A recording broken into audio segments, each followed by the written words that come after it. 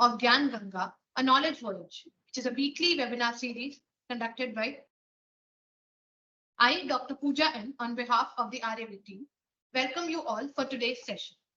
On the onset, I would like to express my heartfelt gratitude and welcome our mentors who have always been there to guide, motivate, and encourage us for sustenance of this series.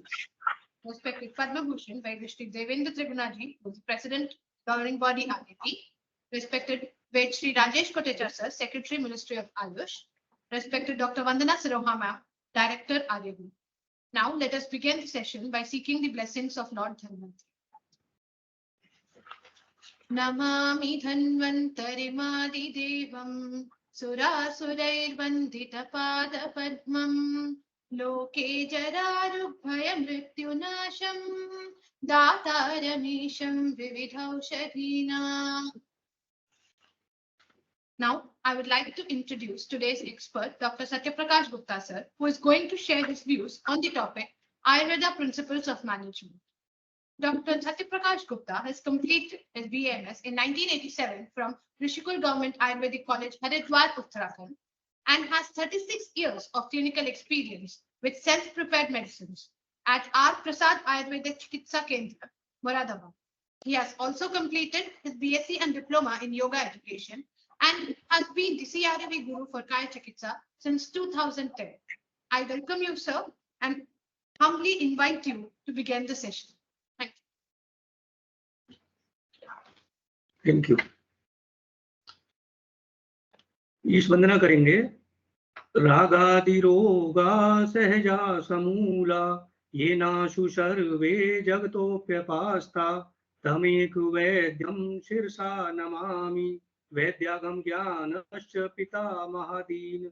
जिसने अपने एवं समस्त संसार के राग आदि रोगों को जड़ से दूर भगा दिया, उस एकमात्र वैद्य तथा वेत्ता ब्रह्मा आदि को सिर नमाकर प्रणाम। आयुष मंत्रालय के सचिव आदरणीय वैद्य राजेश कोटेचा जी, आरएबी गवर्निंग बॉडी के अध्यक्ष पद्म भूषण आदरणीय वैद्य देवेंद्र त्रिगुणा जी, आयुष मंत्रालय के सर्वेश सलाहकार आदरणीय वैद्य मनोज नेसरी जी, आरएबी की डायरेक्टर आदरणीय वैद्य वंदना सिरोहा जी और आयुष की पूरी टीम, गुरुजन, शिष्यगण, चिकित्सकगण, मैं आप सभी का हार्दिक अभिनंदन, हार्दिक अभिवादन करता हूं। ये आज का मेरा topic Ayurveda principles of management, इस पे हम चर्चा करेंगे। ये बहुत विस्तृत विषय है, लेकिन इसके कुछ पॉइंट्स मैंने इसमें शेयर करने के लिए नोट किए हैं और ये हम इसमें चर्चा करेंगे। आजकल हमारे पास जो am I audible ma'am? Hello hello. Yes sir, yes sir, you are audible. जी जी।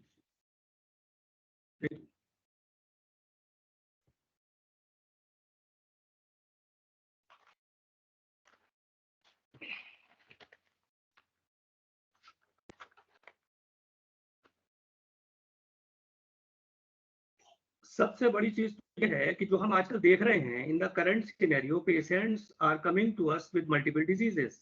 Coincidence of multiple diseases we are finding in a single patient.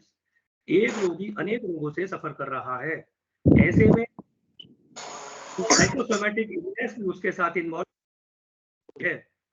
Psychosomatic illness, physical illness और मेंटल इलनेस दोनों के चलते हमें ये फाइंड आउट करना होता है चिकित्सा करने के लिए कि हमारा अनुबंध दोष कौन सा है शरीर में और अनुबंध दोष कौन सा है। रोगी हमारा सामता का है या निरामता का है। सामता और निरामता ये दो ऐसे शब्द हैं जो कि सर्वदा सर्वभावानां सामान्य वृद्धि कारणम ह्रास हेतु विशेषस्य प्रवृत्ति उपयस्यतु। तो हम ये जो साम दोष है, सबसे पहले हम साम के बारे में चर्चा करेंगे। साम दोष जो है, जो पेशेंट्स हमारे ओबेसिटी, मेदोरोग के होते हैं, वो साम दोष से सफर करते हैं। क्रॉनिक साम दोष होता है और उनके small channels, minute toxic form of arm has entered into the small channels. दूसरी तरफ वो रोगी होते हैं जो निराम होते हैं, जिनकी विकृति में पित्त का डोमिनेंस रहता है, पित्त के साथ वात का भी डोमिनेंस रहता है। उन रोगियों को हम यूजुअली निराम रोगियों में रखते हैं। तो बहुत ज्यादा इसमें डिटेल में जाने की आवश्यकता नहीं है। जो रोगी ओबेसिटी और मेदो रोगी के होते हैं, या जिनका वजन ज्यादा होता है, उनको हम साम दोष के साथ उनकी चिकित्सा के लिए उनको रख सकते हैं। और निराम रोगी जो है नॉर्मल वेट या रिड्यूस वेट के होते हैं, उनको हम निराम रख सकते हैं। लेकिन साम रोगी में भी निरामता हो सकती है और निराम रोगी में भी सामता हो सकती है। यह चिकित्सक को ध्यान रखना चाहिए कि in the presenting condition what the dominant dose is there in that SAM or Niram patient. If a SAM patient is suffering from Niramta, if a SAM patient is suffering from SAMTA, तो दोनों के लक्षण, दोनों की चिकित्सा अलग अलग प्रकार से होगी। दोष के लक्षण साम रोगी, यदि ओबेसिटी का कोई रोगी हमारे पास निरामता लेकर आता है, तो निरामता लेकर कैसे आएगा? निरामता के उसमें उसको अन्यद्रव्यशूल, परिणामशूल इत्यादि लक्षण हो सकते हैं। पेशेंट ऑफ साम दोष is having obesity, suffering from acute peptic ulcer, वो एल्कोहलिक है तो उसको एक्यूट निरामता के लक्षण हो सकते हैं। ऐसे में चिकित्सा जो है, साम दोष की चिकित्सा जो हम उष्ण वीर्य द्रव्यों से करते हैं, तो उसमें हमें देख करके चिकित्सा करनी है कि पेशेंट हमारा साम दोष का है, क्योंकि हमारे आचार्य चरक ने ये निर्देश दिया है कि पुरुषम पुरुषम वीक्षम, प्रत्येक रोगी की चिकित्सा अलग अलग होती है। रोगी की चिकित्सा रोग के लक्षणों को और रोगी की पूरी हिस्ट्री को लेकर ही करनी चाहिए। आजकल जो ट्रेंड दोषानुसार का ना हो करके मैं ये देख रहा हूँ कि रोगानुसार चिकित्सा की जा रही है। अभी मैं इसमें आगे भी डिस्कस करूंगा। ये बहुत ही चिंताजनक है, क्योंकि मल्टीपल कोइंसिडेंस ऑफ डिजीजेस के केसेस में हमें कम से कम शांत, वैसे तो हमारे बहुत सारे सिद्धांत आए हैं जिनको मैं अभी आगे चर्चा करूंगा, कम से कम हमें निरामता का डिफरेंशिएशन तो कर ही लेना चाहिए। अब कहेंगे कि निरामता का जो ये पेशेंट ऑफ निरामता वो सामता में आता है तो कैसे आएगा? Patient of non toxicity having acute fever, यदि वो फीवर के केस में आया है, क्योंकि उसके वात दोष ने उसकी जठराग्नि को आमाशय से निकाल करके पूरे शरीर में फेंक दिया है, तो वो निरामता का पेशेंट सामता में चला गया और आमाशय पर हमारे कफ का कब्जा हो गया है। तो निरामता का पेशेंट एक्यूट सामता में भी आ सकता है और निरामता का पेशेंट जो है वो निरामता में भी आ सकता है। अब हमें ये देखना है कि उसकी चिकित्सा हमें कौन से दोष की करनी है। दोषावस्था का महत्व बहुत ज्यादा है। सबसे पहले हमें आम और निराम को ये देखना चाहिए कि आम दोष क्या है, आम किसको कहते हैं। मॉडर्न की परिभाषा में यदि हम देखें, इंग्लिश के वर्ड जो हम सुनते रहते हैं, histamines, oxidants, free radicals, noxious substances और हिस्टामिन्स, ये बहुत सारे वर्ड्स हम सुनते रहते हैं।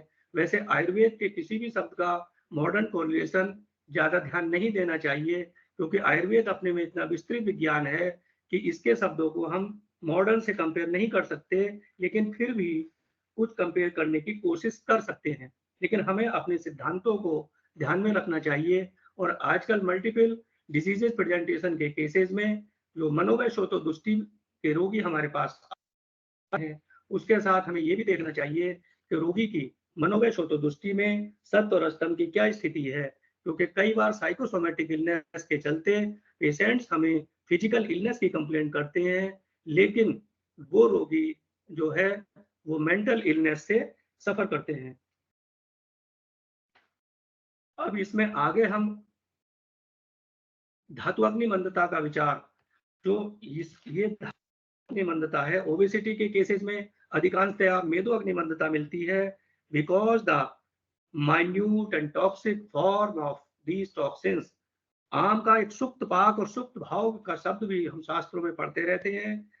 शास्त्रों में जो सुप्त पाक आम का है, minute form of toxins has entered into the small channels, और उसी के कारण साम रोगियों में मांस मेदो अग्नि मंदता के कारण विभिन्न प्रकार के रोग जैसे डीप वेन थ्रोम्बोसिस का ओबेसिटी के केसेस में हमें कई केस प्रेजेंट होते हैं। और डीप वेन थ्रोम्बोसिस के केसेस में हम यही अनुमान कर सकते हैं कि minute toxic form of arm has entered into the small channels, और वो थ्रोम्बस वेन्स में आकर के ऑब्स्ट्रक्ट करके उसने रक्त संचार को बाधित किया, और मेद की चिकित्सा और आम की चिकित्सा इसमें की जाएगी। इस तरह हमें अग्नि मंदता का भी विशेष ध्यान रखना चाहिए। रक्ताग्नि मंदता में हमें ज्यादातर रक्ताग्नि मंदता के केसेस हाइपर यूरिसीमिया, यदि यूरिक एसिड बढ़ा हुआ है, गाउटी आर्थराइटिस है जिसको वात रक्त कहते हैं, वात रक्त के केसेज में यदि पेशेंट हमारे पास आता है और पेन की कंप्लेंट करता है, हम उसको हाइपर यूरिसीमिया से कंपेयर तो कर सकते हैं, लेकिन रक्ताग्नि मंदता में रक्त का स्थान है, रक्तपित्त का स्थान है, और पेन सीवियर पेन की कंप्लेंट करता है इस रक्ताग्नि मंदता। इसमें यदि वात रक्त का कोई रोगी हमारे पास आता है तो हमें वात की चिकित्सा उसके रक्त की करनी है, क्योंकि आचार्य सुश्रुत ने हमें यह भी निर्देश दिया है, सुश्रुत सूत्र 21-31 में, ये बहुत इंपॉर्टेंट श्लोक है, तत्र वायो पित्त स्थान गतस्य पित्तवत प्रतिकार है, पित्तस्य च कफ स्थान गतस्य कफवत, कफस्य च वात स्थान गतस्य वातवत। ये बहुत इंपॉर्टेंट श्लोक है और इसको मैं सभी चिकित्सकों से अनुरोध करूंगा कि इस पर बहुत रिसर्च होनी चाहिए, क्योंकि इस श्लोक के ऊपर ही चिकित्सा विज्ञान आकर के इसमें तो रक्ताग्नि मंदता में तत्र वायो पित्त स्थान गतस्य पित्तवत प्रतिकार है। आचार्य कह रहे हैं कि वात रक्त के केसेज में सीवियर पेन भी है और पित्त एंड जो पित्त दोष जो है वो रक्त में एंटर हुआ है, पित्त तत्र वायु वात दोष जो है वो पित्त दोष के स्थान में गई हुई है, तो प्रतिकार उसका पित्त के तरह से किया जाएगा, वात की तरह से उसका प्रतिकार नहीं किया जाएगा। उसमें रक्त शुद्धि की दवाइयां और रोगी की सामता निरामता को ध्यान में रखते हुए दी जाएंगी। इन केसेस में हमें क्या करना है, रक्त दुष्टि क्योंकि यूरिक एसिड के कारण हुई है, तो यूरिक एसिड की चिकित्सा के लिए हमें पित्त की चिकित्सा में पित्त के शमन के लिए हमें फिर वात का जो शमन करना है, तो वात के शमन में उष्ण वीर्य द्रव्यों का प्रयोग जैसे महायुरा गुग्गलू या युवराज गुग्गलू का प्रयोग नहीं करना है। ऐसे केसेस में वात रक्त के जो केसेज हैं उनमें हमें महाभारत विध्वंसन रस का भी प्रयोग नहीं करना है। उसमें हमें रक्त की शुद्धि के लिए मंजिष्ठादि को आत दे सकते हैं, उसमें हम कैशोर दे सकते हैं, आरोग्यवर्धनी दे सकते हैं। हाँ, वेदना अधिक होने पर शुद्ध कुचला का प्रयोग किया जा सकता है, लेकिन जो चिकित्सा वात की जाएगी तो वो सफल नहीं होगी। इस तरीके से हमें अन्य अग्निमंदता पर भी ध्यान देना चाहिए। सठ क्रियाकाल, ये बहुत इंपॉर्टेंट टॉपिक है सठ क्रियाकाल का। तो आजकल क्या है, रोगी हमारे पास भेदावस्था में आ रहा है, स्टेज ऑफ एक्युमुलेशन में नहीं आ रहा, स्टेज ऑफ विशेषण, stage of dissemination, stage of localisation and stage of manifestation सब गायब हो गई हैं। पेशेंट जो है, रोगी अपनी वेदना का व्याख्यान न करके, रोगी अपनी वेदना न बता करके, patient is complaining for the names of the diseases, रोगों के नाम हमें बता रहा है, चीफ कंप्लेंट्स हम उसकी लिखते हैं, तो रोगी से पूछ कर लिखते हैं, क्योंकि डिजीज बता, डॉक्टर साहब मुझे मधुमेह है, डॉक्टर साहब मुझे डायबिटीज है, दूसरी बीमारी क्या है, डिस्क है, तीसरी बीमारी क्या है, मुझे फैटी लीवर है। वो इस तरह की वेदना नहीं बताता, क्योंकि मल्टीपल डिजीजेस उसके शरीर में प्रवेश कर गई हैं और भेदावस्था आ गई है। भेदावस्था के साथ रज और तम की दुष्टि भी हमें मिल रही है, तो हमें भेदावस्था के लिए, रोगी की चिकित्सा के लिए तैयार रहना है। दोषा क्षीणा वर्धितव्या कुपिता प्रशमितव्या वृद्धा निहर्तव्या समा परिपाल्या, ये बहुत कॉमन सिद्धांत है, इस पर भी हम चर्चा करेंगे। जो ये आम का शब्द है, हम ये बहुत सुनते रहते हैं। आचार्य जो अष्टांग हृदय के हमारे आचार्य हैं बागभट्ट जी, उन्होंने कहा है विषम विस्मित्याहु आमम च विस्मुच्यते, माने विष को, विष आम को ही विष की संज्ञा उन्होंने दी है। विष जो है किसी भी टॉक्सिन से कम नहीं, तो विष मत कहो, आम ही विष है। हमें इसके बारे में बड़ा सतर्क रहना है। अब हमारे पास आम के एक्यूट केसेस नहीं आ रहे हैं। आम के जो एक्यूट ऑनसेट के केसेस थे, वो जब क्रॉनिक स्टेज में बदल जाते हैं, the minute toxic form of harm entered into the small channels, तब वो प्रेजेंट कर रहे हैं deep vein thrombosis, arthritis, creatinine raise, hyperlipidemia, बहुत सारे केसेस जो सूक्ष्म आमरस सूक्ष्म स्रोतों में प्रवेश कर जाता है, तो वो केसेज हमारे पास मैनिफेस्ट कर रहे हैं। इसी प्रकार हमारे पास निराम केसेज भी फैटी लीवर में आ सकते हैं। बात आती है कि फैटी लीवर तो शाम में भी होता है और निराम में भी होता है, तो हमें फैटी लीवर की चिकित्सा न करके उसके दोष की चिकित्सा करनी है। शाम रोगी में जो कफ की चिकित्सा की जाएगी और निराम रोगी में पित्त को ध्यान में रख फैटी लीवर की चिकित्सा की जाएगी। अभी हम आगे उसमें दी जाने वाली औषधियों की भी चर्चा करेंगे। व्याधि संकर, ये बहुत ही हमारे आचार्यों ने बहुत पहले से ही हमें इंडिकेट कर दिया है कि हमें एकार्थकारी रोग ना मिल करके उभयार्थकारी रोग मिलेंगे। पहले एकार्थकारी रोग हुआ करते थे, अब एक रोग दूसरे रोग को उत्पन्न करके स्वयं भी विद्यमान रहता है। तो ये इस तरह से coexistence of multiple diseases, manifestation with involvement of psychosomatic disorders, ये बहुत चिंता का विषय है, इसमें हमें जागरूक रहना है। शब्द हम सुनते रहते हैं आशयापकर्ष, ये इंपॉर्टेंट शब्द है। कई बार आम व्याधियों से पीड़ित व्यक्ति, जैसे मान लीजिए आप ओबेसिटी या हाइपोथायराइडिज्म इंड्यूस्ड ओबेसिटी का, ये डायबिटीज टाइप 2 या फैटी लीवर या एब्डोमिनल ओबेसिटी, उदरगत मेदोवृद्धि या मेदो रोगी के किसी व्यक्ति की आप चिकित्सा कर रहे हैं और वो आपसे कहता है कि डॉक्टर साहब मेरे जो है पैरों में हाथों में बहुत जलन रहती है, तो ये जलन उसके आशयापकर्षित पित्त के कारण है। हमें दाह की चिकित्सा नहीं करनी है, क्योंकि विगलित होने के कारण सारे स्रोतस में, सारे चैनल्स में ऑब्स्ट्रक्शन होने के कारण वायु विगलित हो गई है और विगुणित वायु, पित्त का अंश जहां भी उसे मिलता है विगुणित वायु को, वो वहीं ले जा करके उसको मैनिफेस्ट करती है। तो burning feet and burning soles और बर्निंग पाम्स के केसेस में हमें आशयापकर्षित पित्त, ओबीज और साम रोगी में आइडियल लगा करके पित्त संबंध की चिकित्सा नहीं करनी है। जो हम कफ की और आम क्या कर रहे हैं वही चिकित्सा हमें करनी है। अब दूसरा आता है अनुबंध और अनुबंध दोष। कम से कम हमें चिकित्सा में यदि cardinal humour and secondary humour, यदि हम इन चीजों का डिफरेंशिएशन ही कर ले, और ये बहुत बड़ा कठिन काम नहीं है, whether we are treating a case of cardinal humour presentation और whether we are treating a case of secondary humour presentation, ये बहुत आसान है। यदि रोगी निराम है तो कार्डिनल ह्यूमर जो है वो पित्त होगा, वात भी हो सकता है। It depends upon the what disease the patient has presented to you. और यदि कार्डिनल ह्यूमर कफ है, ओबीज है, तो कफ दोष होगा, उसमें अनुबंध जो प्रधान दोष है वो आम होगा और कफ होगा। हमें उसकी अन्य वेदनाओं पर ध्यान न दे करके उसको अनुबंध दोष का ध्यान ही करना है। आचार्य माधवकर ने अम्लपित्त अध्याय में बहुत अच्छा वर्णन किया है। वो हमें सारे केसेस आजकल हमें दिखाई दे रहे हैं जो अम्लपित्त के केसेज हैं। अम्लपित्त में मैं अधिकांश चिकित्सकों को ये देखता रहता हूँ कि पित्त शमन की औषधियां दी जा रही हैं, अम्ल की रसायन वगैरह वगैरह दिए जा रहे हैं, लेकिन आचार्य माधवकर ने अम्लपित्त की चिकित्सा में पित्त के शमन की कहीं भी कोई भी चर्चा अपने अध्याय में नहीं की है। एक उन्होंने वर्णन किया है वात अनुबंध, दूसरा किया है कफ अनुबंध, कफ डोमिनेंट, तीसरा वात और कफ डोमिनेंट, और चौथा है श्लेष्म पित्त। तो वात डोमिनेंट, पित्त डोमिनेंट अम्लपित्त की कहीं भी चिकित्सा के लिए आचार्यों ने वर्णन नहीं किया है। ये हमें चिकित्सकों के लिए बहुत ही विचारणीय विषय है। इस क्योंकि आजकल जो हमें केसेस मिल रहे हैं वो वातोलवण, कफोलवण, वात कफोलवण सब मिल रहे हैं।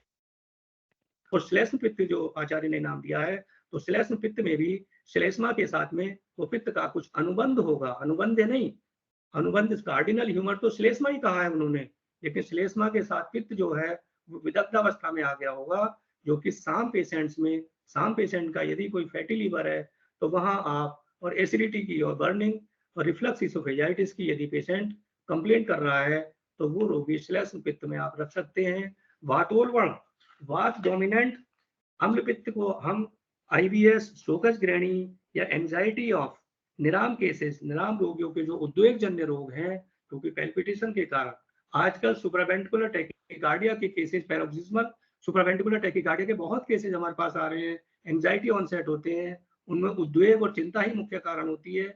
यह रोगी निराम होते हैं और पैल्पिटेशन, एंजाइटी के कारण उनके हार्ट रेट, उनके हृदय की गति की बढ़ जाती है और किसी किसी केस में हृदय गति 140, 120, 130 तक मिलती है। और उनमें फिर डायफ्राम पर प्रेशर पड़ने से रिफ्लक्स इसोफेजाइटिस, पित्त जो है वो अम्ल के रूप में वो इसोफेगस में आकर के वातोलवण अम्ल पित्त को जन्म देता है। तो वातोलवण अम्ल पित्त को हम एंजाइटी इंड्यूस्ड में रख सकते हैं। कफोलवण अम्ल पित्त को सब जानते हैं, कफ डोमिनेंट है, ये साम रोगी में मिलता है। इसमें कहीं भी हमें अम्ल पित्त की चिकित्सा में पित्त शमन की औषधियों का प्रयोग करने के लिए आचार्यों ने मना किया है। एक वात कफोलवण है, वात कफोलवण अम्ल पित्त को हम एंजाइटी इंड्यूस्ड विद सामता, एक ओबेसिटी का केस यदि एंजाइटी में चला गया तो वो उद्वेग में चला गया, तो उसको जो है वात कफोलबढ़ की चिकित्सा होगी। कफोलबढ़ के साथ साथ हमें वात की एंटी एंजाइटी की चिकित्सा करनी होगी। श्लेष्म पित्त जो नाम दिया है हमारे आचार्य माधवकर जी ने, श्लेष्म पित्त जो है वो हो सकता है कि उस श्लेष्म पित्त, उन्होंने श्लेष्म पहले लिखा है, पित्त श्लेष्म नहीं लिखा, तो श्लेष्म पित्त का मतलब है वो भी डोमिनेंट होगा, लेकिन एक्यूट फेज ऑफ निरामता उसमें हो सकती है, माने वो कफज ही होगा, आमज ही होगा, लेकिन एक्यूट फेज ऑफ पित्त विशेषण उसमें मिल सकती है। तो हमें ये ध्यान देना चाहिए कि आजकल के अम्ल पित्त की चिकित्सा के लिए हमारे आचार्य माधवकर ने 5000 वर्ष पूर्व किस प्रकार का सुंदर वर्णन किया, हम सभी चिकित्सकों को इसका लाभ उठाना चाहिए। महर्षि सुश्रुत का जो चिकित्सा का नियम है, आचार्य सुश्रुत ने सुश्रुत 21 अध्याय के 31वें श्लोक में, मुझे ऐसा लगता है जब मैं इसका अध्ययन कर रहा था तो मैं सोच रहा था कि इस श्लोक में तो पूरा चिकित्सा विज्ञान समाया हुआ है और हम इस चीज की तरफ ध्यान क्यों नहीं देते हैं। पूरा चिकित्सा विज्ञान ही इसके ऊपर आधारित है। इस ह्यूमन बॉडी की बीमारी की चिकित्सा इस श्लोक के बिना आजकल के सिनेरियो में नहीं की जा सकती। ये बहुत विस्तृत विषय है। दशविध रोगी परीक्षा, ये बहुत इंपॉर्टेंट विषय है, दशविध रोगी परीक्षा। लेकिन अब हमें जो है इसके साथ एक 11वां जो संख्या है वो और जोड़ देनी चाहिए। वो मेरे दिमाग से आती है औषधि परीक्षा। वैसे तो प्रकृति विकृति की परीक्षा किए बिना, प्रकृति विकृति में दोष का एस्टिमेशन किए बिना हम रोगी की चिकित्सा कर ही नहीं सकते। वैसे तो ये 10 के 10 पॉइंट हमें अच्छी तरह से रोगी में अप्लाई करने चाहिए, लेकिन फिर भी प्रकृति विकृति, सत्व और औषधि परीक्षा जो मेरे अनुसार 11वां पॉइंट बनता है। क्योंकि औषधि परीक्षा क्यों करनी चाहिए, अभी हमारे पास कुछ पेशेंट्स ऐसे आते हैं जिन्हें हम प्रकृति विकृति में उचित दोष का निर्धारण करने के उपरांत भी लाभ नहीं दे पाते। एक अभी पेशेंट हमारे पास वेरिकोज अल्सर का था, आम पेशेंट था, वो 4-6 साल से मेरे पास ट्रीटमेंट में है। तो मैंने उसको ट्रीटमेंट दिया, वो वेरिकोज अल्सर के लिए आया था, सिरागत व्रण उसको था। उसने मेरी 1 महीने तक चिकित्सा ली, लेकिन उसको कोई लाभ नहीं हुआ। 1 महीने के बाद वो मुझसे बोला, डॉक्टर साहब मेरा वजन बिल्कुल भी कम नहीं हुआ है और मेरा वजन इतना का इतना ही है। मैं बड़े उम्मीद के साथ आपके पास आया था, मुझे क्या करना चाहिए? मैं उसको भल्लातक भी दे रहा था, सारी चिकित्सा उसकी आम की कर रहा था, but patient was not responding.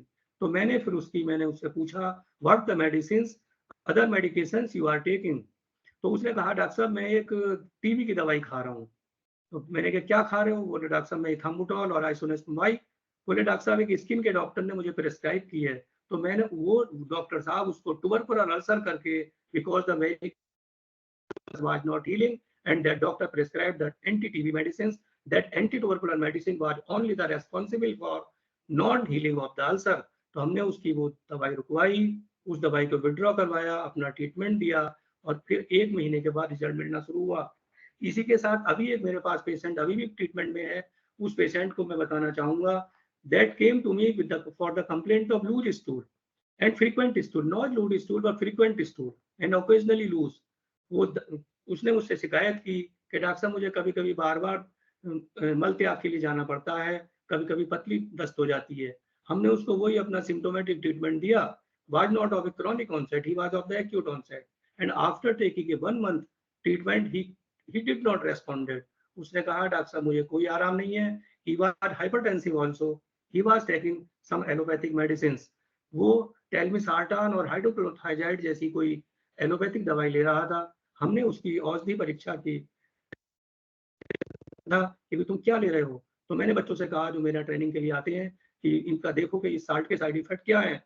उस साल्ट के साइड इफेक्ट में ही लूज स्टूल और फ्रीक्वेंट स्टूल था, तो उसको भी हमने विड्रॉ कराया। एंड दूसरी बात यह है कि वो हाइपरटेंसिव भी था, उस दवाई से भी उसका ब्लड प्रेशर कंट्रोल नहीं हो रहा था। फिर उसकी वो दवाई भी रुकवाई हमने और हम अपनी जो सर्वगंधा भावित विद मेद्य एंड हृदय द्रव्यों के साथ हमने सर्वगंधा का चूर्ण उसको दिया था।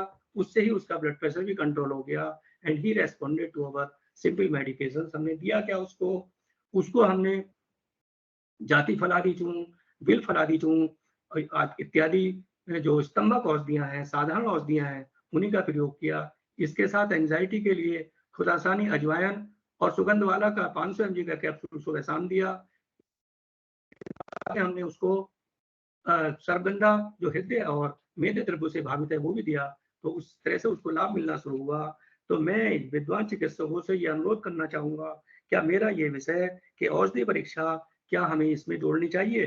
क्योंकि तीसरा एक पेशेंट और है जो कि साइकोटिक मेडिसिन ले रहा था। अनेकों रोगी ऐसे हैं जो हम एलोपैथिक मेडिसिन जो दी जा रही है उनका परीक्षण करने के उपरांत ही चिकित्सा कर पाते हैं। तो ये औषधि परीक्षा का एकादश विध परीक्षा हमें ऐड करनी चाहिए या नहीं?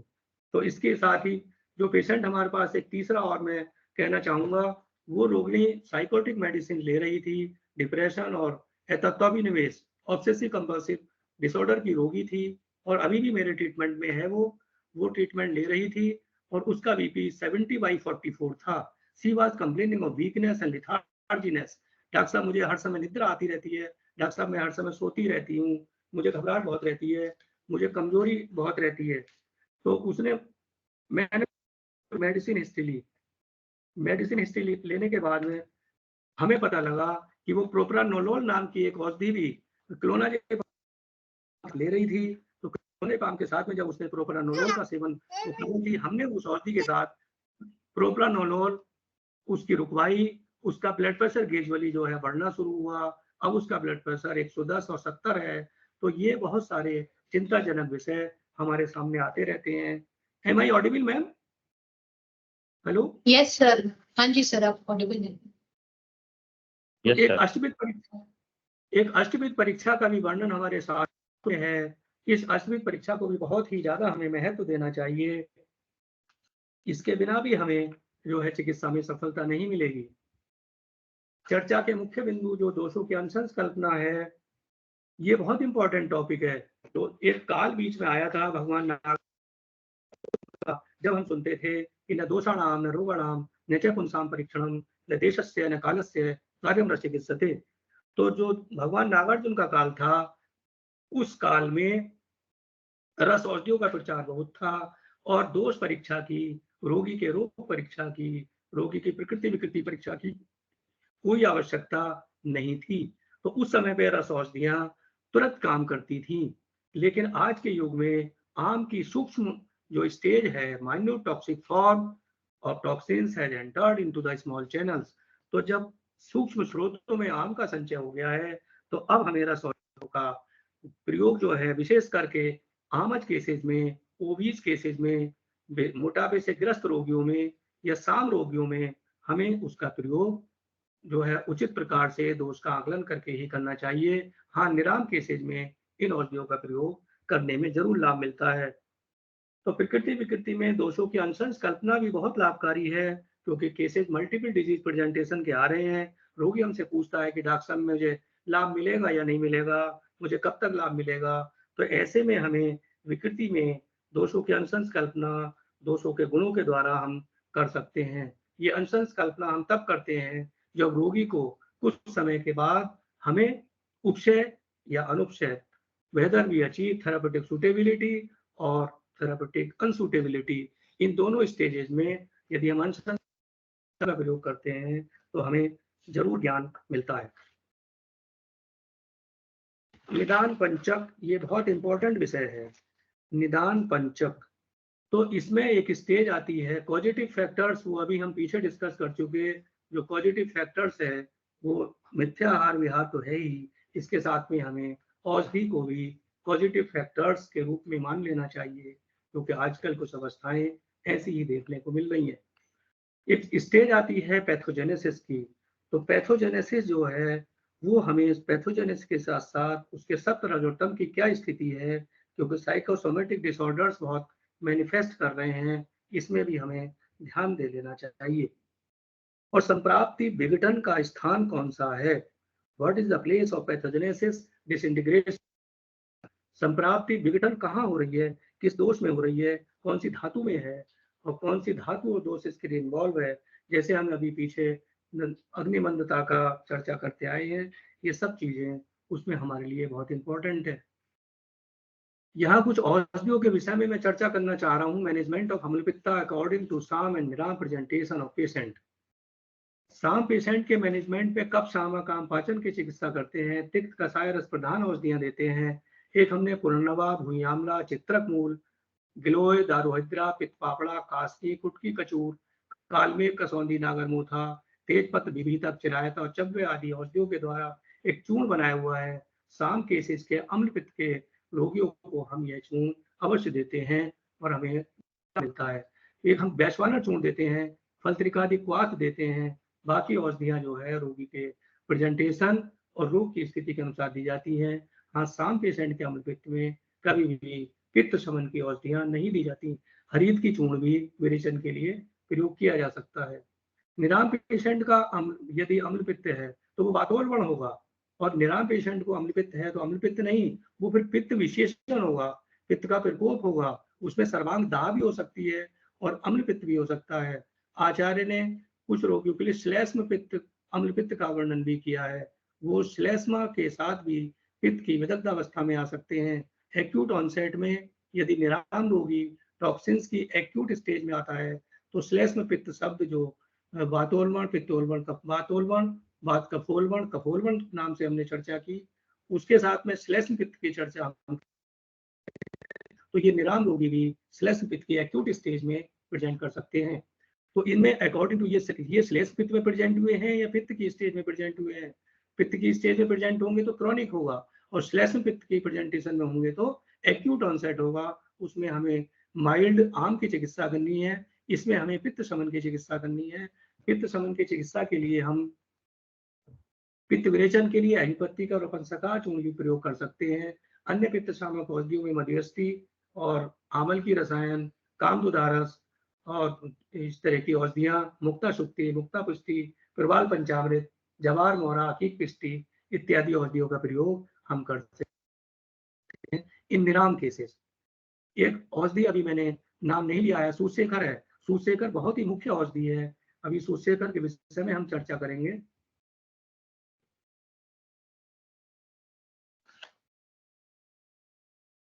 Disease due to arm and treatment of arm dose with Deepan, Pachan and Saman Chikitsa, prevention of arm production, prevention of histamine and oxidants, no vasoconstriction, no vasodilatation।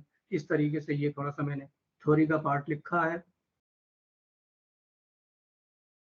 Disease induced due to collection of arm, arm संचय से क्या होता है, cell membrane hard होती है और atherosclerosis होती है। एथेरोस्क्लेरोसिस में जो हमारी रक्त है वो काठिन्य हो जाती है। रक्त वाहिनियां काठिन्य, साम और निराम दोनों केसेस में काठिन्यता को, एथेरोस्क्लेरोसिस को प्राप्त करती हैं। लेकिन यदि साम रोगी में सेल मेम्ब्रेन हार्ड है तो वो वात के प्रकोप के कारण होगी, और निराम रोगी में सेल मेम्ब्रेन हार्ड है तो वो साम आम दोष के कारण होगी। इस प्रकार एथेरोस्क्लेरोसिस, कोरोनरी आर्टरी डिजीज के दोनों पेशेंट्स का ट्रीटमेंट आयुर्वेद में अलग अलग होगा। जो हम सुनते रहते हैं कि साहब कोरोनरी आर्टरी डिजीज के आयुर्वेद में क्या चिकित्सा है, तो हमें उत्तर देना चाहिए कि हमारे यहाँ साम और निराम, पुरुषम पुरुषम वीक्षम, प्रत्येक रोगी की चिकित्सा अलग की जाती है। हमारे यहाँ अन्य चिकित्सा विज्ञानों की तरह हमारी चिकित्सा में केवल रोग की चिकित्सा नहीं है, हमारे यहाँ रोगी के प्रॉपर दोष का निर्धारण किए बिना चिकित्सा नहीं की सकती। मेडिसिन यूज्ड इन आर्म दोष एंड फैटी लीवर साम केसेस, ये कुछ फैटी लीवर के आम दोष के केसेस में हम जो मेदो रोगी हैं या वो औषधियां देते हैं, मैंने उनका वर्णन किया है। ये एक आम दोष और चूर्ण जो अभी मैं पहले इसके घटक बता चुका हूँ। गुगलू प्रिपरेशंस का प्रयोग होता है आरोग्यवर्धनी, वैश्वानर चूर्ण या पंचकार चूर्ण। वैसे पंचकार चूर्ण जो है वो पित्त डोमिनेंट प्रकृति और विकृति में देते हैं, वैश्वानर चूर्ण जो है वो कफ डोमिनेंट में देते हैं। लेकिन कभी कभी जो है पित्त की विदग्धावस्था आ जाती है, आम के साथ में तो पंचकार भी दे देते हैं। संजीवनी मटी, भल्लातक चूर्ण भी देते हैं। फलत्रिकादि, ड्राई डिकॉक्शन, खुरसानी अजवाइन और सुगंध वाला तगर का चूर्ण हम देते हैं। हरीत की चूर्ण का प्रयोग भी प्रयोग किया जाता है। Rest of the management we do according to the manifesting dosage symptoms. Role of Ayurveda for immunity enhancing, this word rasayan is not, I think, correct. This word is role of Ayurveda for immunity enhancing medications. तो immunity enhancing, कई बार हमसे पूछा जाता है कि doctor साहब आपके यहाँ जो रोग क्षमता बढ़ाने के लिए क्या क्या औषधियां हैं, तो वो औषधियाँ ये मैंने वर्णन की हैं। साम औषधियों की रोग क्षमता बढ़ाने के लिए, वही साम रोग में चिकित्सा, ओबेसिटी और उसमें जो हम चिकित्सा में औषधियाँ प्रयोग करते हैं, भल्लातक, चित्रक, हरितकी, वैश्वानर चूर्ण, गुगलू के योग, शिलाजीत, संजीवनी बटी, आरोग्यवर्धनी बटी, त्रिकटु चूर्ण, चोपची चूर्ण, शुद्ध कुपीलू, पारसी केवानी, सुगंध वाला, फलत्रिकादिक्वात, मंजिष्ठादिक्वात, निम्बादि चूर्ण, सूतशेखर रस। अभी सूतशेखर रस पे अभी हम चर्चा करेंगे। प्रभाकर बटी, अर्जुन त्वक चूर्ण, इसमें कुछ जो है श्लेष्म पित्त की औषधियाँ भी मैंने इसमें मेंशन की है। सारस्वत चूर्ण, त्रिकटु, निराम अवस्था के लिए ashwagandha. Ashwagandha is not the medication for some cases, क्योंकि अश्वगंधा जो है वो हाइपरलिपिडीमिया करता है, वसा की मात्रा को बढ़ाता है, मेदो रोग को बढ़ाता है, वजन बढ़ाता है। So the ashwagandha is the only medication for निराम patient for lean and thin. It is not the medicine for abdominal obesity, fatty liver, obese cases of सामावस्था, it should be contracted. Chyawanprash, brahmi churna, मध्यस्थी चूर्ण, आमल की चूर्ण, गिलोय, ये सारी की सारी औषधियाँ कहीं ना कहीं पित्त का शमन करती हैं। बसंत कुसुमाकर रस, मंजिष्ठादि चूर्ण, कामदुधा रस, प्रवाल पिष्टी, मोती पिष्टी, शुद्ध कुचला, पारसी की अवानी, सुगंध वाला, कुछ औषधियाँ हमने इसमें उष्णवीर्य भी ली हुई हैं, क्योंकि निराम अवस्था में भी कभी कभी एक्यूट साम के सिम्टम दिखाई दे जाते हैं। बसंत कुसुमाकर का मधुमेह में प्रयोग हम बहुत सुनते रहते हैं और सेल्फ मेडिकेशन के रूप में भी ये औषधि बहुत अधिक प्रयोग हो रही है। लेकिन जब हमने द्रव्यों का अध्ययन किया तो हमने पाया कि इसके भावना द्रव्य अडूसे की पत्ती, हल्दी, गन्ने का रस, कमल के फूल, मालती के फूल, शतावर का रस और केले का कंद। तो हमने देखा कि इसके घटक द्रव्य तो शीतवीर्य हैं, हल्दी के रस को छोड़ करके। तो जितने और प्रवाल पिष्टी भी इसके शीतवीर्य द्रव्यों में आती है। भावना द्रव्यों के इंपॉर्टेंस जो इसकी है, इसमें शीतवीर्य द्रव्यों का प्रयोग किया गया है। इसलिए ये डायबिटीज टाइप 2 में आजकल कॉन्ट्राइंडिकेशन इसके भावना द्रव्यों के अनुसार होनी चाहिए। जो साम रोगी हैं, जो ओबीज हैं, फैटी लीवर के हैं, डायबिटीज टाइप 2 के मेदो रोगी हैं, उनमें वसंत कुसुमाकर को कॉन्ट्राइंडिकेट करना। यह एक चर्चा का विषय भी है जो जो वैद्यों में चर्चा हम इसकी करनी चाहिए। बसंत कुसुमाकर जो है साम स्टेजेस में भी प्रयोग किया जा सकता है। ऐसा नहीं है कि ये निराम में प्रयोग किया जाएगा। साम स्टेज, यदि किसी पेशेंट की साम स्टेज में है और वो साम पेशेंट है, उस साम पेशेंट को जो है फीवर आ गया है, तो फीवर क्या है? जठराग्नि। जठराग्नि ने आमाशय से निकल करके पित्त, नामाशय से पित्त को निकालकर और पित्त को पूरे शरीर में उड़ेल दिया है। तो ऐसे केसेस में जो ज्वर की प्रेजेंटेशन होगी, या जो आजकल हम वास्लेस्मिक ज्वर या वातिक ज्वर या पैक्टिक ज्वर हम सुनते रहते हैं, वायरल फीवर या डेंगू फीवर के नाम से हमारे पास केसेस हम सुनते रहते हैं, तो उनमें ये थ्रोम्बोसाइटोपिनिया, प्लेटलेट्स की कमी, bleeding tendency, acute viral fever जिनमें लाल चकत्ते हो जाते हैं डेंगू फीवर में, एकाइमोटिक पैचेज, ब्लीडिंग पाइल्स, एपिस्टैक्सिस, इन रोगों में हमें बसंत कुसुमाकर का प्रयोग करना चाहिए, क्योंकि ये औषधि पित्त का शमन करती है। जो औषधि पित्त का शमन करेगी वो कफ की वृद्धि करेगी, कफ की वृद्धि करेगी तो साम पेशेंट्स में मार्गावरण करेगी, मार्ग में अवरोध पैदा करेगी। So it is the contraindication. Vasant Kusmakar is contraindicated in case of Santa. तो इस तरीके से हमें इसके ऊपर ध्यान देना है। अब ये निराम अवस्था है, निराम अवस्था के किन केसेस में या किन निराम केसेस में हम इसको दे सकते हैं। प्रमेह में इसका प्रयोग किया जाता है, किन निराम केसेस में हम इसको प्रयोग करते हैं। बर्निंग फीट, जो निराम पेशेंट्स हैं, सर्वांग दाह की कंप्लेंट कर रहे हैं, एपिस्टैक्सिस है, वो कहीं पित्त का हमें शमन करना है, तब इसका प्रयोग कर सकते हैं। ये पित्त शमन की और थ्रोम्बोसाइटोपिनिया, ब्लीडिंग टेंडेंसी की, जो कहते हैं कि प्लेटलेट कम हो गए, प्लेटलेट कम होने की भी ये औषधि है। हीमेटिमेसिस, हीमोप्टिस, रक्त बमन, रक्तस्थीवन, श्वेत प्रदर, राजयक्षमा, भ्रम, अम्लपित्त, मेमोरी डिसऑर्डर, एपिस्टैक्सिस, नासागत रक्तस्राव आदि रोगों में इसका प्रयोग करना चाहिए। ये एक बहुत ही चर्चा का विषय है। बसंत कुसुमाकर का प्रयोग आजकल मधुमेह टाइप 2 के ओबीज पेशेंट में भी लोग बिना चिकित्सक की सलाह के कर रहे हैं। हम सभी आयुर्वेदिक चिकित्सकों को इस पर एक गोष्ठी का आयोजन करना चाहिए, विचार विमर्श करना चाहिए कि मैं इसमें कहीं किस जगह गलत तो नहीं हूँ। इसके घटक द्रव्य शीत वीर्य हैं। कफ का प्रकोप करेंगे तो स्रोतस का आवरण होगा, बात आवरण होने से बात विगुणित हो जाएगी और विगुणित वायु ओज को अपने स्थान से निकाल करके ओज का क्षय करेगी और इस प्रकार से मधुमेह रोग की संप्राप्ति कर देगी। कफ का प्रकोप होगा, स्रोतस में अवरोध होगा तो इंसुलिन रेजिस्टेंस भी हो जाएगा। इंसुलिन रेजिस्टेंस होगा तो शुगर बढ़ जाएगी और डायबिटीज टाइप 2 का ऑनसेट हो जाएगा। इस तरीके से मुझे तो ऐसा लगता है कि डायबिटीज टाइप 2 ये क्रिएट कर सकता है, डायबिटीज टाइप 2 की ये नहीं है, क्योंकि ये स्रोतस का जब अवरोध करेगा तो इंसुलिन की penetration power into the cell membranes ये रिड्यूस करेगा। जब सेल मेम्ब्रेन्स को हार्ड कर देगा, सेल मेम्ब्रेन्स के ऊपर कफ का प्रकोप चढ़ जाएगा, तो फिर इंसुलिन की पेनिट्रेशन सेल्स में कैसे होगी और जो रक्त शर्करा कोशिकाओं के अंदर निवास कर रही है उस रक्त शर्करा का पाचन किस प्रकार होगा, क्योंकि जब अवरोध के कारण इंसुलिन कोशिकाओं के अंदर जा ही नहीं पाएगा, जो कि इस बसंत कुसुमाकर औषधि ने शाम पे रेजिस्टेंस को इंक्रीज किया है, तो फिर ये मधुमेह रोग की वृद्धि करेगा। अश्वगंधा का प्रयोग भी बहुत ही ज्यादा चिकित्सकों की सलाह के बिना किया जा रहा है। अश्वगंधा का एक मुझे उदाहरण याद आता है। मेरे पास एक रोगिणी थी, अब से 20-30 साल पहले की बात है।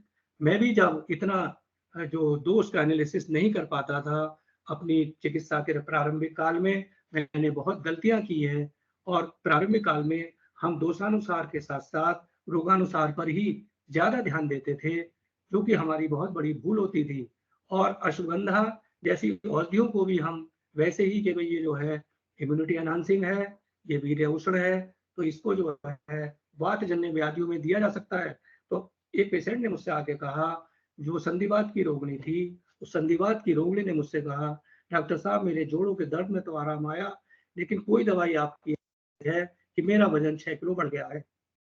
मैंने बड़ा विचार किया कि कौन सी औषधि ऐसी हो सकती है, तो मैं विभिन्न प्रकार की औषधियां दे रहा था, महाभारत विध्वंसन रस भी दे रहा था, रासनागन भी, महारासनाधिक्वात भी और अश्वगंधा चूर्ण भी दे रहा था। तो इस तरीके से मुझे लगा कि अश्वगंधा ने इसका जो है वजन बढ़ाया है। मैंने अश्वगंधा को और ज्यादा अध्ययन किया, तो मुझे लगा कि it is the medicine not for some cases, it is the medicine for निराम केसेस। ये कॉन्ट्राइंडिकेटेड है साम रोगियों में, और निराम रोगियों के पित्त प्रकोप, अम्लपित्त और हिमेप्टिसिस एपिस्टेक्सिस में भी कॉन्ट्राइंडिकेटेड है, क्योंकि वीर्य उष्ण है। साम रोगी के तो सभी रोगों में इसको कॉन्ट्राइंडिकेट करना चाहिए।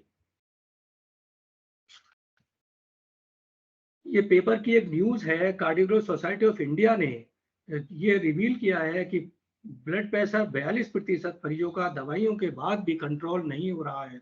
तो हमने फिर इसका विचार किया कि ये इसलिए नहीं हो रहा होगा कि एक तो मनोवय स्रोतोदुष्टि और फिर स्रोतोदुष्टि या आम की जो कफ की जो अवस्था है, जो उसने स्रोतरोध किया है, स्रोतरोध के कारण कहीं ना कहीं औषधि की पेनिट्रेशन इनसाइड द सेल्स नहीं हो पा रही है, तो resistance due to arm develop कर गया है। ये सारे रोगी जो 42% अनकंट्रोल्ड वाले हैं, ये आयुर्वेद से हम भली भांति अपनी चिकित्सा में रिजल्ट दे रहे हैं। तो ये भी एक चर्चा का विषय होना चाहिए कि आयुर्वेद रक्तगत वात में बहुत अच्छा रिजल्ट देता है। तंत्र युक्तों का चिकित्सा में उपयोग, ये जो टॉपिक है, तंत्र युक्तों को हमने केवल और केवल जो है वो उसका विषय मान लिया है। किसका? कि ये तो साहब केवल थ्योरेटिकल है, ये कोई प्रैक्टिकल नहीं, it is not practical. But in the current scenario, whenever the patients are presenting us with multiple diseases, तो इस केसेस में हमें जो है ये हमारा सुरक्षा कवच, ये हमारे बॉडी गार्ड हैं। जो ह्यूमन बॉडी गार्ड होता है वो नहीं, ये हमारे मेंटल बॉडी गार्ड हैं।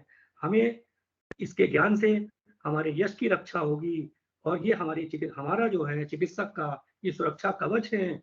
इनके द्वारा हमें रोगी की चिकित्सा में जो उपशय की प्राप्ति में हमें शंका रहती है, इनके अध्ययन से या इनको अप्लाई करने से वो शंका हमारी समाप्त हो जाती है। अनेक केसेस में हमसे पेशेंट्स आकर के कहता है, डॉक्टर साहब आपके बस की इलाज ना हो तो मना कर देना।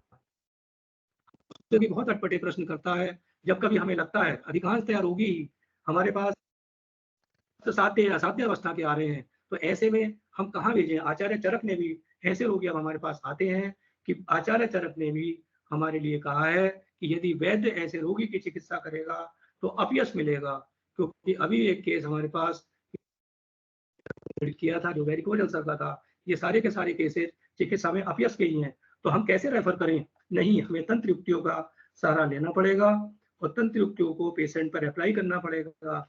जिन चिकित्सकों को इंडोर फैसिलिटीज है, इंडोर में वो अपनी चिकित्सा में तंत्र युक्तियों का प्रयोग कर सकते हैं। तंत्र युक्तियों का प्रयोग अभी मैं आगे अंशंस की भी चर्चा करूंगा।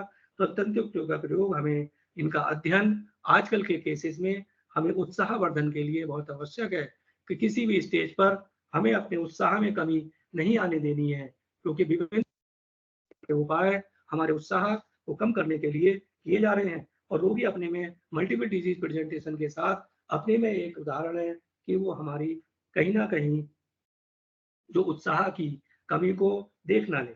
तो इसलिए हमें इनका बहुत अध्ययन करना चाहिए और ये सारे के सारे प्रैक्टिकल हैं। आचार्य सुश्रुत ने, जो भी आचार्य चरक ने इनका वर्णन किया है, ये सारे के सारे प्रैक्टिकल हैं। ये कोई प्रयोग चूहे और खरगोश पर नहीं हुए हैं, ये प्रयोग ह्यूमन बीइंग पर हुए हैं। हमें इनका ज्ञान बहुत अवश्य है। जैसे कार्य विशेष को करने का विधान या आप पुरुषों के अनुशासन का जो उपदेश है वो कहलाता है उपदेश। वर्तमान परिवेश में मिलने वाले रोगियों की चिकित्सा में शास्त्रों के निर्देशानुसार दोष का ज्ञान करते हुए साम निराम आदि विभिन्न सिद्धांतों पर विचार करना उपदेश कहलाता है। कार्य के प्रति कारण का कहा जाना उपदेश कहलाता है। जैसे हमने पिछले दिनों एक गैंग्रीन का केस ठीक किया था, तो गैंग्रीन जो था वो कोथ जो था वो कार्य था और शीत का प्रभाव कारण था। तो इस प्रकार हम विभिन्न प्रकार की जो हमारी तंत्रुक्तियां हैं, skillful assembling of the topics, इसका प्रयोग हमें अवश्य करना चाहिए। उस में भी औषधियों के सेवन से अन्य औषधियों में भी कफ एवं आम का निराकरण हुआ। अतः यदि हमें कोई दूसरा रोगी भी मिलता है तो उसमें भी भल्लाता के एवं अन्य औषधियों के सेवन से जो उसका जो कफ एवं आम का निराकरण लाभकारी रहेगा। यह प्रदेश है। ये तंत्रुक्तियां जो हैं, ये एग्जाम्पल्स हैं हमारे टिपिकल पेशेंट्स को ठीक करने के लिए हमारे उत्साहवर्धन में। अर्थापत्ति भी है, तो अर्थापत्ति भी बहुत अच्छा ये तंत्रुक्ति है। एक अर्थ के कहने से न कहे हुए अर्थ की भी सिद्धि हो जाए तो उसे अर्थापत्ति कहते हैं। जैसे भाई तुम्हें जो है शीत वीर्य खाद्य पदार्थों का सेवन नहीं करना है, इसका मतलब यह है कि तुम्हें उष्ण वीर्य प्रधान खाद्य पदार्थों का सेवन करना है। अनेकांत, कहीं किसी प्रकार का कहा जाना तो कहीं किस प्रकार का कहा जाना अनेकांत कहलाता है। आज का पेशेंट भ्रम की स्थिति में है, उसे ये समझ नहीं पड़ता कि मैं कहाँ जाऊं, मैं किस प्रकार से जाऊं। बहुत सारे उसके मेडिकल एडवाइजर हैं, तो वो बेचारा कंफ्यूज रहता है।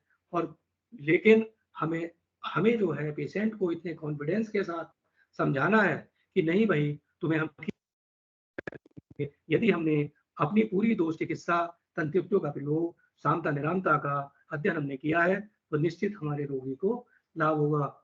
जैसे हमने वो एक रोगी जब हमारे पास आई थी रोगिणी और एक वेरिकोज अल्सर का पेशेंट आया था, तो उन्होंने कहा था कि डॉक्टर साहब मुझे आराम नहीं आए तो आप मना कर दो, मेरा टाइम बर्बाद मत करो, क्योंकि गैंग्रीन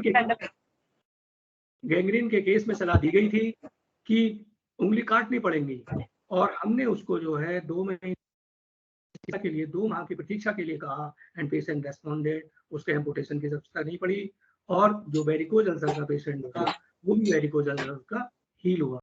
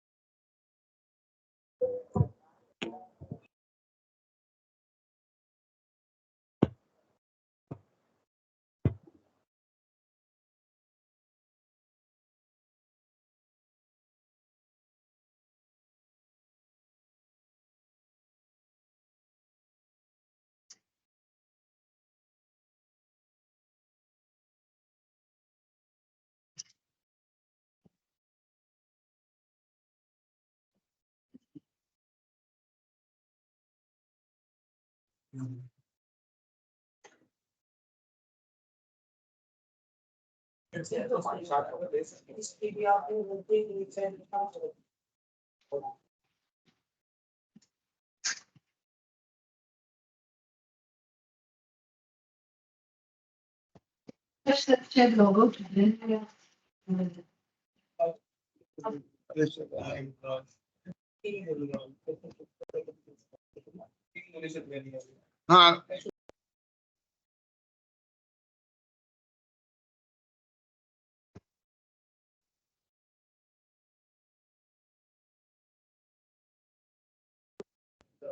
हेलो। हाँ सर, आपकी आवाज सुनाई दी।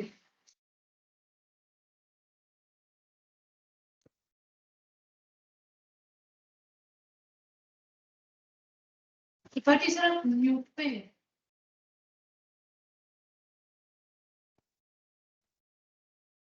हेलो।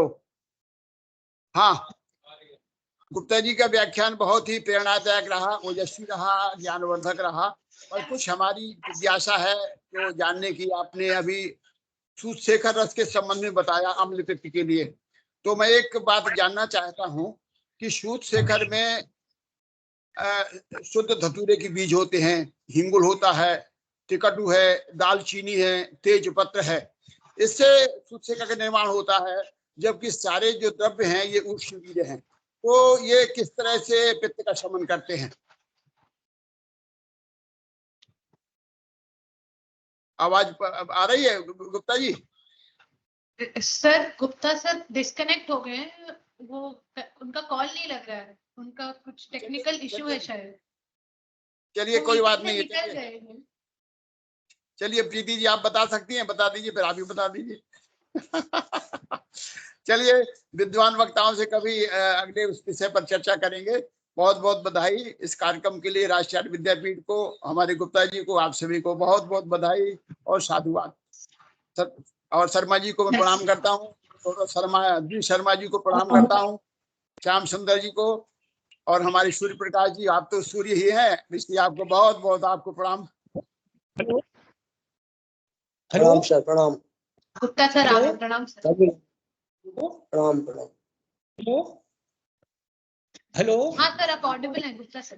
आवाज आ रही है? आप जी अभी सुनाई दे रही है सर। क्या मेरी आवाज नहीं सुनाई दे रही थी क्या पहले? हाँ 5 मिनट पहले चली गई थी, आपको कॉल भी ट्राई किया था, कट हो गया था कॉल। मैं अभी फिर बात करता हूँ। मैं अभी छोड़ नहीं रहा हूँ, अभी बहुत सारी चीजें मैं बोल चुका और रिमूव हो गया था। मैं अभी बोल रहा हूँ। हेलो हेलो, हाँ जी सर, आपकी आवाज सुनाई दे रही है सर। मेरी आवाज सुनाई दे रही है? मैं तंत्रयुक्तों का प्रयोग बोल रहा था तो आप लोग सुन रहे थे? हाँ जी सर हम सुन रहे थे। तंत्रयुक्त अनेकांत तक सुना था सर, उसके बाद कट हो गया था कॉल। अश्वगंधा सुना था आपने? हाँ अनेकांत। अश्वगंधा, हाँ जी अश्वगंधा भी सुना था सर। अश्वगंधा सुना, तंत्रयुक्तों का प्रयोग सुना। अप्रूव कर दीजिए, अप्रूव कर दीजिए, ज्वाइनिंग के लिए अप्रूव कर दीजिए आप। हेलो, ज्वाइनिंग के लिए अप्रूव कर दीजिए। हेलो, हाँ जी ज्वाइनिंग के लिए।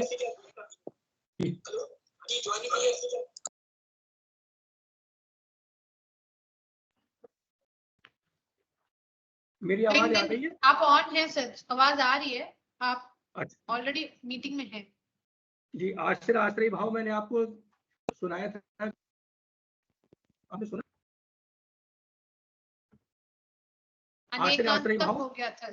हाँ जी सर, वहीं से करना है, अनेकांत तक हो गया था। अच्छा अनेकांत तक हो गया। इस screen is visible? Yes sir. PPT दिखाई दे रहा है सर। जी, तो अब हम आश्रय आश्रय भाव पर आ रहे हैं। ये आश्रय आश्रय भाव बहुत इंपॉर्टेंट टॉपिक है। और जैसे वात का स्थान जो है वो अस्थि होता है, और कफ का स्थान जो है रस, मांस, मेद, मज्जा और शुक्र होता है, और पित्त का स्थान जो है रक्त होता है। तो इसमें सर्वदा सर्वभावानाम का सिद्धांत जो है वो अस्थि और वायु के साथ नहीं लगेगा। सर्वदा सर्वभावानाम का सिद्धांत पित्त और कफ की जो धातुएं हैं उनके साथ लगेगा। और बस क्योंकि वायु की वृद्धि करने से अस्थि का, बस वायु वृद्ध वायु की चिकित्सा करने से अस्थि का क्षय होगा। और जो अस्थि शौचर्य ऑस्टियोपोरोसिस के केसेस हैं उनमें हमें कफ वृद्धि की चिकित्सा करनी होती है। यदि हम वृद्ध वायु की चिकित्सा उष्णवीर्य द्रव्यों से करेंगे तो कफ का क्षय होगा। इसलिए यहाँ पर यह सिद्धांत अपवाद के रूप में है। आश्रय भाव के लिए हमें कफ की चिकित्सा करनी होगी। अस्थि सौशर्य और ऑस्टियोपोरोसिस के केसेस में वेदना होने पर भी, वृद्ध वात की वेदना होने पर भी उष्णवीर्य या गुग्गुलू प्रधान औषधियां नहीं देनी है। वहां पर हमें क्या चिकित्सा करनी है? गोदंती भस्म, प्रवाल पिष्टी इत्यादि औषधियों के द्वारा शेष चिकित्सा हमें उसके सामता निरामता के अनुसार करनी होती है। संक्षेप में सामान्य रूप से धातु और दोषों का जो संबंध है उसके विपरीत अस्थि और वात का संबंध है, क्योंकि अस्थि के पोषक द्रव्य वायु का नाश करते हैं और वायु के पोषक द्रव्य अस्थि की वृद्धि, अस्थि का क्षय करते हैं। एक ये अंशंस कल्पना, फ्रैक्शन एस्टिमेशन ऑफ ह्यूमर, जो अंशंस कल्पना का विषय है, ये बहुत ही इंपॉर्टेंट है। ये हमें आजकल के जो परिवेश में हमारे पास रोगी आ रहे हैं मल्टीपल डिजीज प्रेजेंटेशन के, और हमें रोगी कहते हैं कि डॉक्टर साहब यदि लाभ नहीं हो तो बता देना, वो हमारे उत्साह का भी हनन करते हैं। तो यदि हम अंशंस कल्पना का अध्ययन और तंत्रयुक्त का अध्ययन करके चिकित्सा में प्रवेश करते हैं तो अवश्य ही लाभ मिलता है। शारीरिक दोषों के साथ साथ समकालीन रोगी परीक्षा में मनोवय दृष्टि स्वत रजतम को भी आकलित कर देना चाहिए। तो इस तरीके से यदि हम दोष की पित्त का जो स्नेह गुण है, अब पित्त में एक स्नेह गुण आता है। कभी कभी पित्त के स्नेह गुण को कफ के स्निग्ध गुण से समझ लेते हैं, जबकि पित्त का स्नेह गुण मेरी समझ से जो है कफ के स्निग्ध गुण से भिन्न है, और इसको जो है हमें सत्वरजतम से जोड़ना चाहिए। ये अफेक्शन इसमें हमने रखा है, इसमें हमने उसको स्निग्धता में नहीं रखा है, फैटी कंटेंट में नहीं रखा है। विद्वान चिकित्सक ध्यान दें कि पित्त के स्नेह को हमें कहाँ रखना चाहिए, क्योंकि ये प्रभा प्रसादो मेधा है, ये प्रभा को, मन की प्रसन्नता को और मेधा के जो है संतुलन को भी बनाए रखता है। इसलिए हम इसके स्नेह गुण को अफेक्शन में रखते हैं। आजकल जो हमें मनोवय दृष्टि मिल रही है उसमें पित्त का स्नेह गुण विकृत है।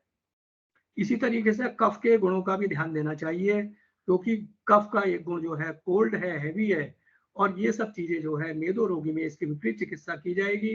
Conclusion, SAM and NIRAM assessment of the disease is useful to treat the patient of current scenario। ये तो बहुत आवश्यक है कि हम जिस रोगी की चिकित्सा करने जा रहे हैं उसमें श्रोतोरोध है या नहीं, श्रोतोरोध है, वायु विगुणित है या नहीं, या पित्त प्रकुपित है या नहीं, मार्ग आवरण या श्रोतोदुष्टि, डायग्नोसिस के लिए हम हेल्प ले सकते हैं जो आजकल के इन्वेस्टिगेशन है।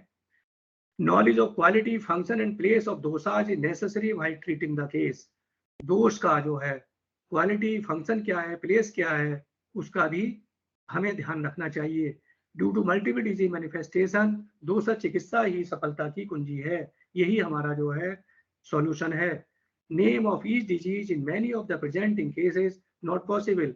तो जो आचार्य चरक ने हमें कहा है 1844 सूत्र स्थान के 18वें अध्याय के 44वें श्लोक में, विकाराणाम में कुछ लोगों ने जिन्नियात कदाचन नहीं सर विकाराणाम नाम तो अस्ति ध्रुवा स्थिति।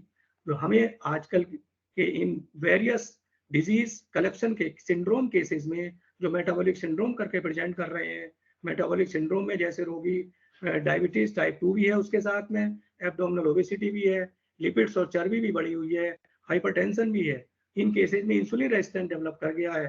तो इन केसेस को हमें यदि प्राप्त होते हैं तो हमें शंका नहीं करनी चाहिए, दोष के अनुसार दोष का आइडेंटिफिकेशन करके सामता की चिकित्सा करनी चाहिए। On the basis of our discussion, दोषज management is the key to treat the disease of current scenario. दोषज जो मैनेजमेंट है, हमें ऐसा लगता है वर्तमान परिवेश में ही चिकित्सा का उचित आधार है। जय भगवान धन्वंतरी, जय आयुर्वेद। मैं आप सभी का बहुत बहुत धन्यवाद करते हुए, आप सभी को प्रणाम करते हुए अपनी वाणी को विराम देता हूँ। आप सभी को बहुत बहुत धन्यवाद। नमस्कार। धन्यवाद sir. I am sorry for that because someone removed me. I was removed for 4 or 5 minutes. It's okay, sir. We are extremely sorry for the inconvenience. And if any questions, किसी के कुछ प्रश्न हैं तो अभी पूछ सकते हैं। हाँ, नमस्कार सर। नमस्कार। मैं डॉक्टर कृष्णा तिरुपति से बोल रहा हूँ सर।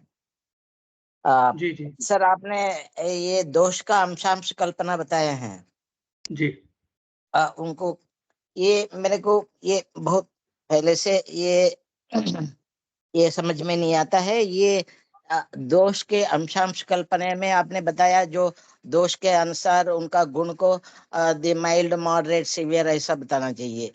जी मैं एक उदाहरण के तौर से मैं बोलता हूँ। ये आपने बताया वात में सूक्ष्म को, ये सूक्ष्म को कैसे हम पता चले उसमें, और माइल्ड मॉडरेट सीवियर कैसे पता लगे?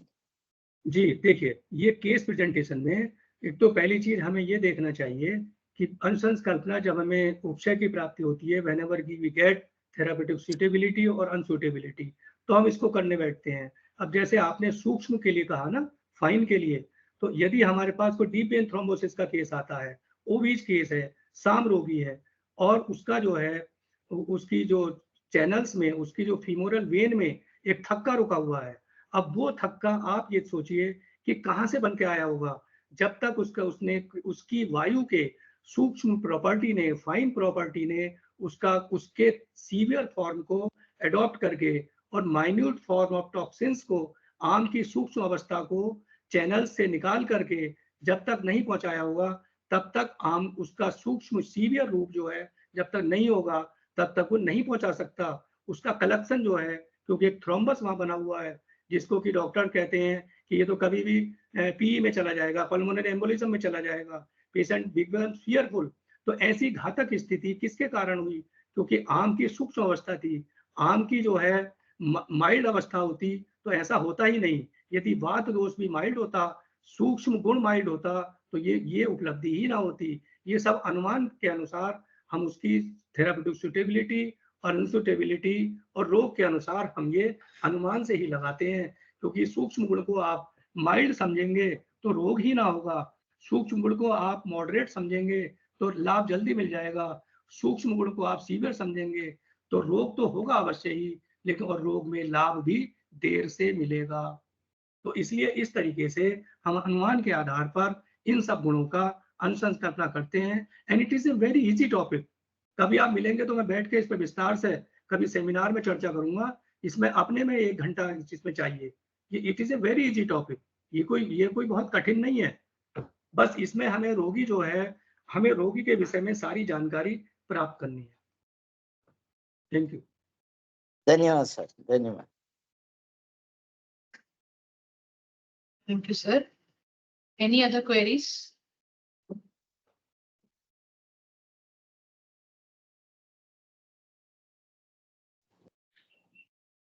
Hello hello, Yes. नमस्कार। नमस्कार। जी नमस्कार, मैं वैद्य कविता व्यास मंडी से बोल रही हूँ, हिमाचल प्रदेश से।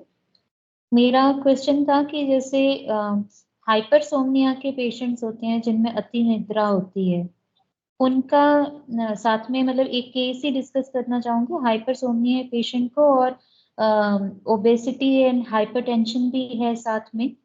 तो उनके लिए पित्त प्रधान प्रकृति है, तो हम क्या मेडिसिन दे सकते हैं उनको? ऐसा हो ही नहीं सकता कि रोगी कफज और पित्त प्रधान प्रकृति हो। सबसे पहले तो ओबीज पेशेंट है तो पित्त प्रधान प्रकृति जी तो हो ही नहीं सकती। पेशेंट की प्रकृति पित्त प्रधान हो सकती है, लेकिन विकृति तो कफज है। देखिए ये हाँ कोई जी जरूरी नहीं, हाँ प्रकृति पित्त प्रधान हो सकती है, लेकिन प्रकृति आजकल क्या है, ये कोई निश्चित नहीं है कि पित्त प्रकृति के जो है प्रधानता का रोगी विकृति में भी वही लेके आए। तो पित्त प्रकृति हाँ प्रधानता रोगी की कफ की विकृति में भी आ सकता है। और जब हम उसके कफ की चिकित्सा करेंगे तो हमें फिर प्रकृति का ज्यादा ध्यान नहीं रखना। विकृति में दोष की डोमिनेंट कौन सी, पहली चीज। और जब आचार्य चरक ने भल्लातक के बारे में लिखा है, आप पढ़िएगा उसको, मेधा अग्नि वर्धनम। ये भल्लातक जो है मेधा का और अग्नि का भी वर्धन करता है। तो मेधा का वर्धन लेकिन किसमें करता है? कफजो ने रोगोस्ती। कोई कफज रोग ऐसा नहीं है जिसमें ये काम ना करता हो, जिसमें ये मेधा की वृद्धि ना करता हो। अब मेधा की वृद्धि कफज रोगी में कैसे करेगा? आप सोचिए, जब आम जो है minute toxic form of these toxins has entered into the small channels, तो वहां से खुरच के लाएगा बाय स्क्रैपिंग। और जब उसका हाँ उसकी जो एथेरोस्क्लेरोसिस है, उसकी रक्त वाहिनियों की जो मोटाई है वो बढ़ गई है और रक्त सर्कुलेशन नहीं हो रहा है, तो उसको अनिद्रा होगी, या तो हाइपरसोम्निया होगी या इंसोम्निया होगी। तो हमें चिकित्सा तो रोग के दोष के मैनिफेस्टेशन की करनी है, रोगी के अनुसार तो करनी ही है, रोग के अनुसार भी करनी है। सर पर पेशेंट तो मैंने सॉरी टू इंटरप्ट, पर प्रैक्टिकली मैंने ऐसा देखा कि पेशेंट को जैसे दशमूलक वात है या चित्रकादि है, वो भी उनसे टॉलरेट नहीं होता क्योंकि कोष्ठ में पित्त की प्रधानता है। तो फिर अगर भल्लातक वगैरह देंगे वो तो उनसे बिल्कुल टॉलरेट नहीं हो पाएगा। पेशेंट का वेट क्या है? वेट है around 84-85 kg। Height? Height 5 foot के ऊपर 1 इंच होगा। देखिए, आप मुझे सारा का सारा उसका डिटेल बना के भेजिए, मैं इसको समझ नहीं पा रहा हूँ कि उसका दोस्त का इन्वॉल्वमेंट कौन सा है। सबसे पहले तो मैं ये देखूं, जब आप कह रही हैं कि वो टॉलरेट नहीं कर पा रहा, तो नो डाउट उसकी पित्त प्रकृति भी है और विकृति में भी पित्ती है, फिर तो हमें पित्त की चिकित्सा करनी है। जब प्रकृति में भी पित्त है और विकृति में भी पित्त है, तो हमें पारसी तगर, खुरासानी अजवाइन वगैरह देनी है। और क्या था, हाइपरसोम्निया या इंसोम्निया, क्या कंप्लेंट थी? हाइपरसोम्निया है sir. Hypersomnia, patient feels lethargic. Yes, lethargic and daytime excessive sleepiness. तो डेट और night sleep? Night sleep is okay, मतलब वो भी थोड़ी डीप स्लीप होती है, अलार्म वगैरह मतलब जल्दी से उससे उठा नहीं जाता है। तो कोई कुछ सीडेटिव हिप्नोटिक दवाइयों का सेवन तो नहीं कर रहा है? तो कई बार पूछा ऐसा था मैंने। हाँ जी। जी, या कोई और औषधि इस तरह की जो मनोवय शोतो दुष्टि को और बढ़ाती हो, तम की तरफ ले जाती है, तो तमोगुण रोग जो है वो तमोगुण प्रधान है, और रोगी जो है वो पित्त प्रधान लग रहा है। तो पित्त प्रधान रोगी को तो तमोगुण प्रधानता का रोग होना भी नहीं चाहिए, ये तो कॉन्ट्राइंडिकेटेड स्टेटमेंट हो गया। जब रोगी पित्त प्रधानता का है तो तमोगुण प्रधानता आ कहाँ से गई? देख रहे हैं कि कफज प्रकृति का व्यक्ति होगा तो कफ प्रधान हाँ रोग जी। होगा, तमोगुण प्रधानता होगी। और जब हम पित्त प्रधानता का रोगी मान के चल रहे हैं, तो विकृति में कफ की प्रधानता आई कहाँ से है? What are the extrinsic factors? जैसे है ना आगंतुक हेतु, निज और आगंतुक। तो सबसे पहले हमें ध्यान देना है कि हेतु जो है निज है या आगंतुक है, उसकी पूरी हिस्ट्री में जाना पड़ेगा। आप पूरी हिस्ट्री लेके मुझे भेजिए, जरूर डायग्नोसिस उसकी बताऊंगा मैं आपको। जी सर, जी thank you sir.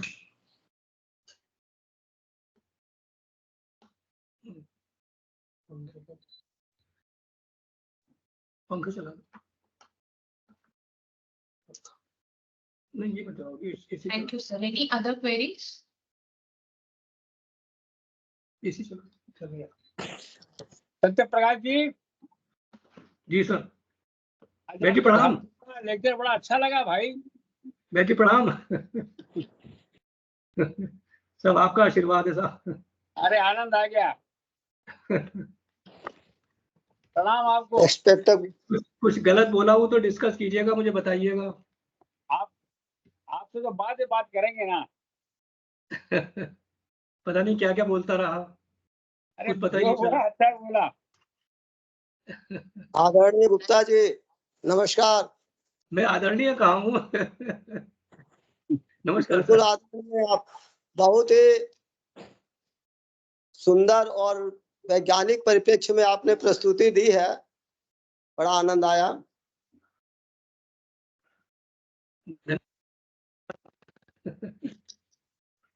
Thank you sir.